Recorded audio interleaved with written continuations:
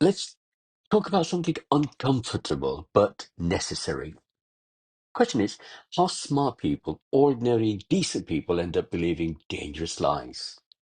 Not because they're bad people themselves, but because someone played their psychology like a piano. Somebody has manipulated them for their own interests.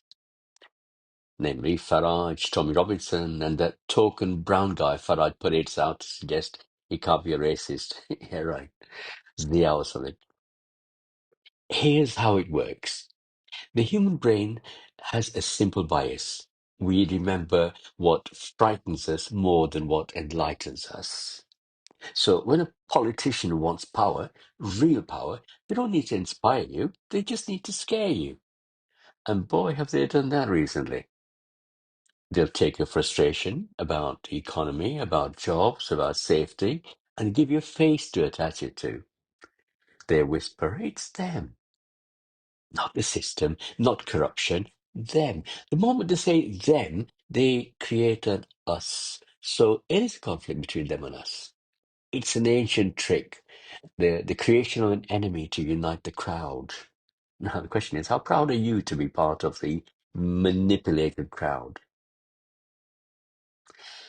Once the enemy is defined, misinformation becomes the paintbrush. They'll use cherry-picked stories that show Muslims as threats, out of context clip, chronic quotes that spark outrage, fake scandals carefully timed just before main events. It's called affective conditioning. Repeat an idea emotionally, and the brain starts linking the emotion to that group. Fear, disgust, anger, all welded to simple labels like Muslims or Islam. And just like that, logic fades, emotion takes the wheel. You can't reason with fear, you can only feel it. We've seen this movie before. In the 1930s, German propaganda turned frustration from the German Depression into hatred for the Jewish community.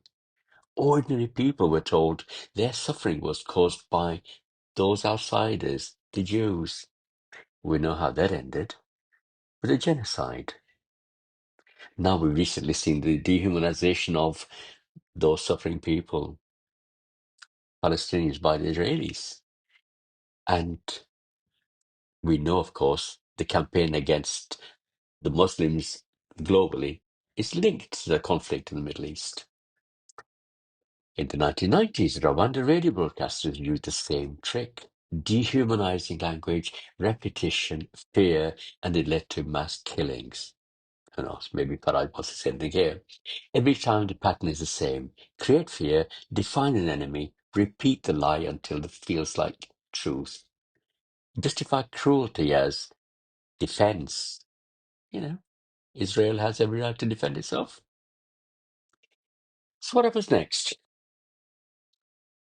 When society lets hate settle in, it becomes policy. First, words, then it's laws, then it's silence from those who should have spoken out earlier. If this pattern continues, Muslims won't just be blamed for social issues, they'll be targeted for them. And when hate becomes normal, compassion looks suspicious.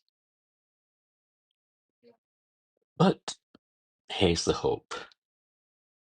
The same psychology that can be used to divide us can also be used to unite us. The brain remembers emotionally charged stories. So let's share real life stories, real experiences of interactions with Muslims as doctors, teachers, taxi drivers, parents, as fellow citizens who give love and serve. Let me give you an example because my own profession is linked to the taxi trade. Out of roughly 200,000 taxi drivers in the UK, 42% of them, 85,000, are Asians, mostly Muslims, all checked for criminal records, and only those found to be good and proper are given the privilege of a license. Their religion, if it was really as dangerous as Tommy Robinson would have you believe, why are they able to work peacefully, serving the communities all across the country? Let's make truth louder than fear. There are about 45,000 Muslim doctors in the UK serving the needs of the British people. Now, how the hell someone who treats you, helps you get better, be a danger to you? There are around 17,500 nurses. They're working all in specialty fields, midwifery, radiology, and so on. There are around 49,000 Muslim accountants working, again, peacefully in the background, serving the needs of those same British people who are protesting against them and chanting hate for them. Out of a population of 6% Muslims, there are 8% of British Muslims are solicitors. Are they all a danger to you, Tommy Robinson supporters? Stop spreading lies, because when lies divide us, truth isn't moral, it's survival. When someone tells you who to hate, ask yourself, what are they hiding from you? Because all the trick in politics isn't leadership, it's distraction. After the lies told to you to get Brexit, are you still being lied to once again? And the big question is, are you falling for it once again? Think about it. Peace out.